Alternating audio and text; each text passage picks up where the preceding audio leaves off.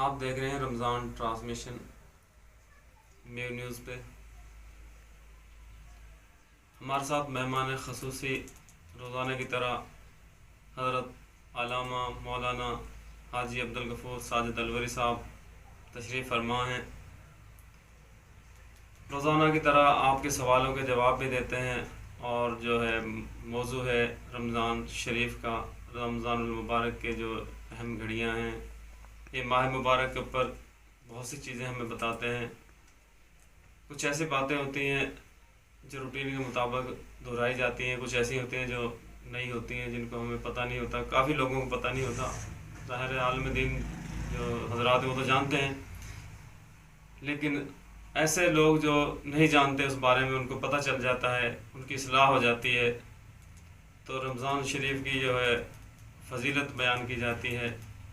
تو کل ہمارا جو پیچھے ٹاپک چل رہا تھا حضرت فاطمۃ الزہرا رضی اللہ تعالی عنہا، اس کی زندگی کے اوپر، اس کی وفات کے اوپر. تو اسی سے ہم شروع کرتے ہیں حضرت صاحب سے. حضرت صاحب السلام علیکم. وعلیکم السلام. بڑی مہربانی آپ تشریف لائے، اور روزانہ کی طرح آپ ٹائم دے رہے ہیں اپنے ناظرین کو، اور بہت سی اہم باتیں ہیں جو بتا رہے ہیں قرآن و سنت کی روشنی میں. تو حضرت فاطمۃ الزہرا رضی اللہ تعالیٰ عنہ کے بارے میں آپ کچھ فرما رہے تھے کل، تو وہ بات جو ہے وہاں سے شروع کرتے ہیں. تو اس کی زندگی کے بارے میں جو اہم واقعات ہیں ان کا ذکر خیر آپ کریں اور ناظرین کو بتائیں ان کی اہمیت کے بارے میں.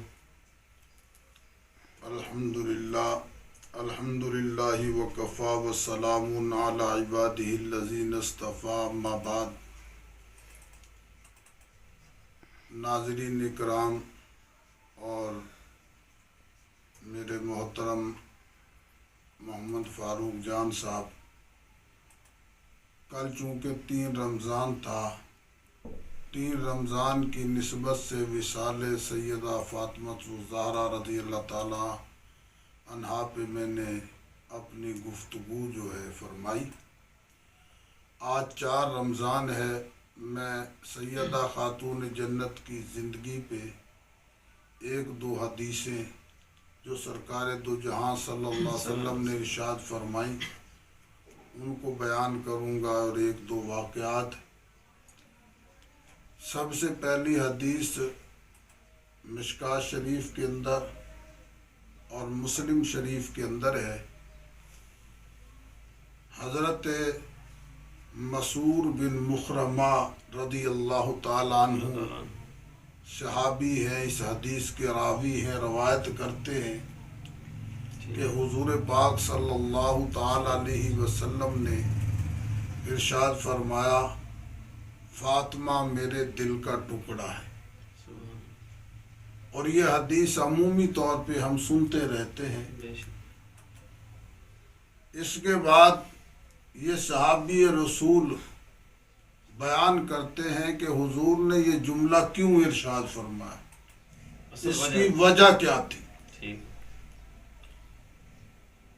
آپ فرماتے ہیں کہ ابو جہل نے اپنی ایک بیٹی جس کا نام اوزا تھا، اس کا نکاح حضرت علی رضی اللہ تعالیٰ عنہ کے ساتھ کرنے کا پروگرام بنایا، ارادہ کیا، اور اس ارادے کا اس نے حضرت علی رضی اللہ تعالیٰ عنہ کے سامنے بھی اظہار کیا. اور حضرت سیدنا علی المرتضیٰ رضی اللہ تعالیٰ عنہ بھی اس نکاح پہ راضی ہو گئے، آپ کا بھی پروگرام بن گیا. حضور پاک صلی اللہ علیہ وسلم کے پاس جب یہ خبر پہنچی تو آپ نے حضرت علی کو بلا کے انہیں ڈائریکٹلی طور پہ کوئی بات نہیں فرمائی، بلکہ آپ مسجد نبوی شریف کے اندر منبر پہ تشریف لائے اور صحابہ کرام کے سامنے آپ نے خطبہ ارشاد فرمایا، اور ارشاد فرمایا کہ میرے غلاموں میں تمہارے واسطے کسی حلال چیز کو حرام یا حرام کو حلال نہیں کرتا، لیکن مجھے قسم ہے اپنے رب کی، قیامت تک رسول خدا کی بیٹی اور دشمن خدا کی بیٹی ایک گھر میں جمع نہیں ہو سکتی۔ حضرت سیدنا علی المرتضی رضی اللہ تعالیٰ عنہ نے جب حضور کی زبان مبارک سے یہ جملے سنے، آپ نے فوراً اپنا ارادہ بدل دیا، اور اس کے بعد یہ بالکل واضح اور مدلل بات ہے کہ جب تک حضرت فاطمہ الزہرا رضی اللہ تعالیٰ عنہ حیات رہیں، حضرت علی نے دوسرا نکاح نہیں فرمایا۔ اس کی وجہ یہ تھی۔ اس کے علاوہ جو ہے، جو ایک حدیث، ایک اور حدیث ہے جس کے بارے میں ہم کہتے ہیں حضور نے کچھ بات کہی، حضرت فاطمہ کے کان میں، آپ رونے لگی، ہنسنے لگی۔ اس کی راوی جو ہے حضرت سید عائشہ صدیقہ رضی اللہ تعالیٰ عنہ ہے۔ یہ بھی مشکوٰۃ شریف میں، مسلم شریف میں، ترمذی شریف میں یہ حدیث مبارکہ موجود ہے۔ آپ فرماتے ہیں کہ ہم ساری ازواج، ایک عائشہ نہیں، ساری ازواج حضور پاک صلی اللہ علیہ وسلم کے پاس جمع تھی۔ حضرت سیدہ فاطمہ الزہرا رضی اللہ تعالیٰ عنہ تشریف لائیں۔ حضور پاک صلی اللہ علیہ وسلم نے انہیں اپنے پاس بٹھایا، ان کے کان میں کوئی بات کہی تو آپ رونے لگے۔ اس کے بعد حضور نے کوئی بات بیان فرمائی تو وہ ہنسنے لگے۔ جب حضور تشریف لے گئے، سید عائشہ رضی اللہ تعالیٰ عنہ فرماتی ہیں، میں نے فاطمہ سے سوال کیا کہ فاطمہ وہ کیا بات تھی جو آپ کے ابا نے آپ کے کان میں کہی؟ تو آپ نے فرمایا کہ میں اپنا ابا حضور کے راز کو فاش نہیں کر سکتی، راز کو فاش نہیں کر سکتی، اور آپ کی حیات طیبہ میں آپ نے وہ بات بتائی بھی نہیں۔ حضور کے وصال کے بعد سیدہ عائشہ رضی اللہ تعالیٰ عنہ فرماتی ہے، پھر میں نے فاطمہ سے سوال کیا کہ وہ راز کی بات اب تو مجھے بتا۔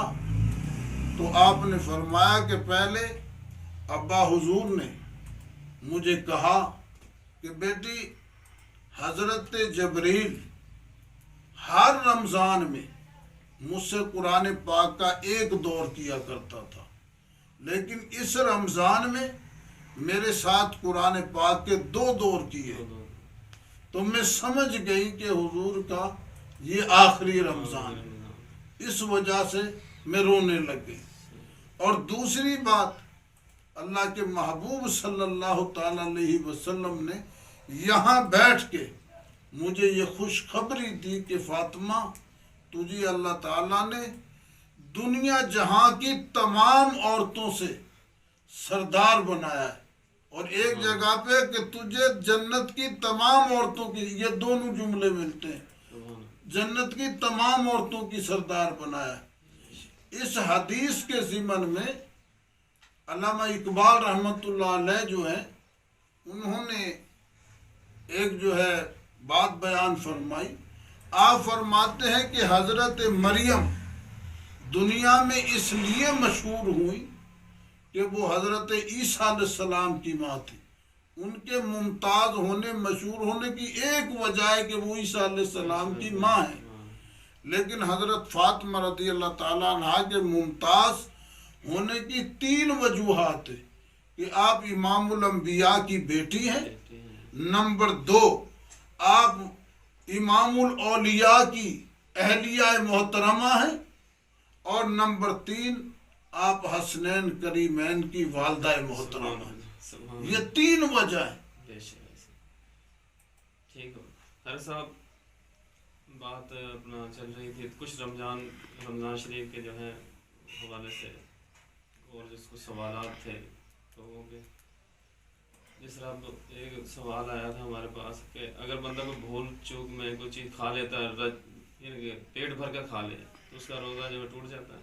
نہیں، یہ اللہ تبارک و تعالیٰ نے روزے دار کے لیے انعام رکھا ہے، یہ انعام ہے روزے دار کے لیے۔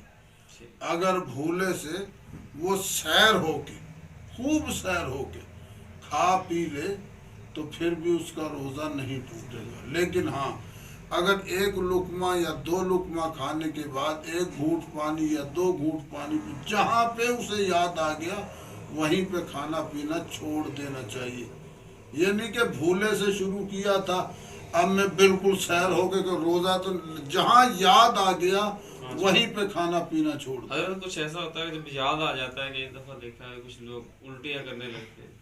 نہیں وہ ضرورت نہیں، کہ اللہ تعالیٰ نے جب اجازت دی ہے، اللہ کے محبوب کا واضح فرمان ہے، جو کھا لیا اس کو جان بوجھ کے اگر وہ کرے گا تو اس کا روزہ تو یہاں نہیں ٹوٹا لیکن وہاں پہ ٹوٹ جائے. یعنی کہ یہ پیغام دینا تھا ناظرین کہ جب ایک بندہ بھول کر کوئی چیز کھا لیتا ہے یا پانی وغیرہ چلا جاتا ہے اس کے اندر نگل لیا، اس نے کوئی بھی چیز نگل لی، اگر اس کو جان بوجھ کر کرے گا تو روزہ ٹوٹ جائے گا. پہلے اس کا روزہ نہیں ٹوٹا تھا لیکن پھر ٹوٹ جائے گا. ہاں اگر جان بوجھ یہ سوال تھا، یہ کلیئر کرنا تھا کہ کچھ لوگ ہوتے ہیں ان کو وہ کہتے ہیں جی جو چلا گیا وہ باہر نکل جائے، لیکن ایسا نہیں ہے.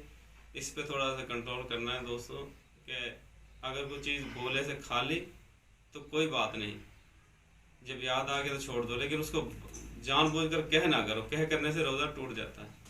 یہ کچھ سوالات ہیں جو ناظرین تک پہنچانے بہت ضروری ہیں. حضرت فاطمہ الزہرا رضی اللہ تعالیٰ عنہ کا وصال بھی اور آپ کی والدہ محترمہ اللہ کے پیارے محبوب کی پہلی زوجہ محترمہ سیدہ خدیجۃ الکبریٰ رضی اللہ تعالیٰ عنہ کا وصال بھی ماہ رمضان کے اندر ہے.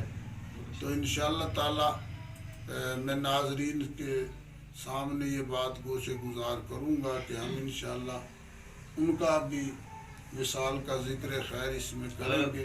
علی رضی اللہ تعالیٰ عنہ، حضرت علی رضی اللہ تعالیٰ عنہ کی شہادت جو ہے وہ 21 رمضان کو، وہ آخری عشرے میں انشاءاللہ، آخری عشرے میں وہ ہے. پہلے عشرے کے اندر حضرت فاطمہ الزہرا کا وصال، حضرت سیدہ خدیجۃ الکبریٰ رضی اللہ تعالیٰ عنہ کا وصال، حضرت سیدہ عائشہ صدیقہ رضی اللہ تعالیٰ عنہ کا وصال، یہ پہلے عشرے میں ہے. دوسرے عشرے کے اندر جنگ بدر کا واقعہ ہے، انشاءاللہ اس پہ گفتگو ہوگی.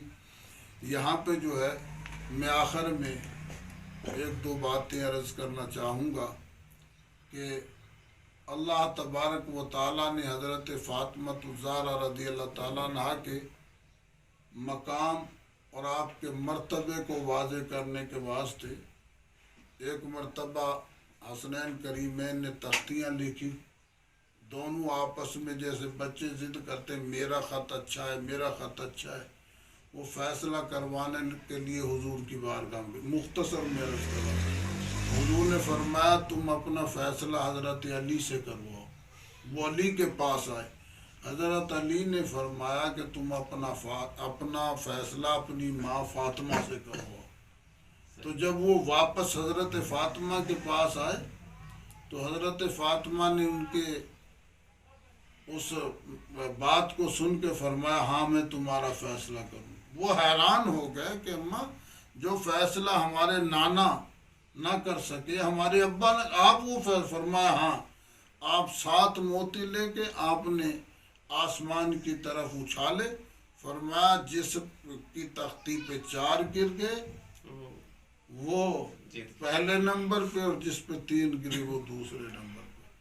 لیکن اتفاق یہ ایسا کہ دونوں تختیوں پہ 3 گرے اور ایک آسمان میں ٹھہرا رہا. اللہ نے جبریل کو بھیج کے اس موتی کے 2 ٹکڑے کروائے، آدھا اس کی تختی پہ آدھا، فرمایا کہ اللہ کی بارگاہ میں بھی تم دونوں برابر ہو. سبحان اللہ، ماشاءاللہ، بہت اچھی بات حضرت صاحب نے بتائی آخر میں. ناظرین یہ باتیں سن کر ایمان تازہ ہو جاتا ہے اور بہت دل کرتا ہے ایسی باتیں سننے کو، لیکن ٹائم کی تھوڑی کمی کی وجہ سے ہمیں پروگرام جو ہے اس کا وائنڈ اپ کرنا پڑتا ہے. ناظرین یہ سلسلہ انشاءاللہ جاری ساری رہے گا. اسی طرح کل ہم انشاءاللہ اسی رمضان ٹرانسمیشن میں حاضر ہوں گے، حضرت صاحب بھی ہوں گے اور پھر یہاں سے پروگرام شروع کریں گے. آگے آپ کے کوئی نئے سوالات ہوں گے ان کے جواب بھی دیں گے. تو ناظرین انشاءاللہ ملتے ہیں کل نیکسٹ پروگرام میں. السلام علیکم.